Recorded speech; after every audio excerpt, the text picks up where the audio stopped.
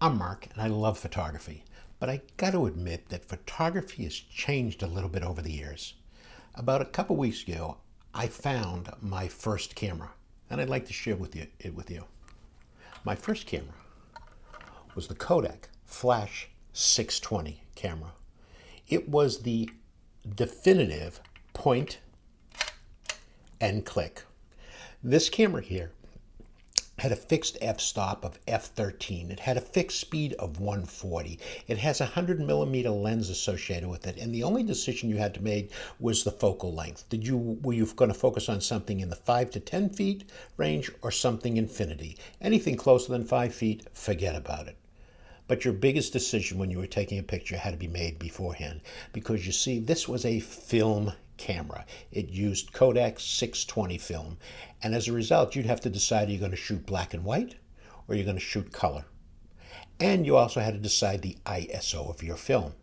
Now, it wasn't an irreversible decision that you'd have to make, because each roll of film only had 8 exposures on it.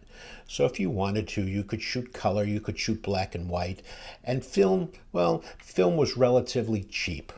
But the downside was that then after taking the pictures, you would then roll it back up in the camera, take the film to a photo shop or a convenience store or a pharmacy, and wait approximately 1 week for your film to be developed.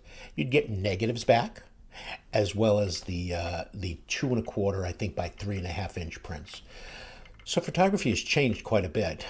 It now allows the photographer to demonstrate much more creativity. You get to check this. You get to designate the speed, the depth of field, the ISO. You get to determine how you want the white balance to be, number of exposures that you want to take. Image stabilization is built into a lot of these lenses now, and you have interchangeable lenses, so you can pick the lens that you want.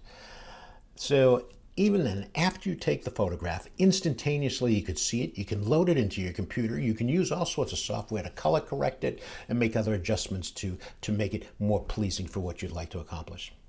So photography has changed quite a bit.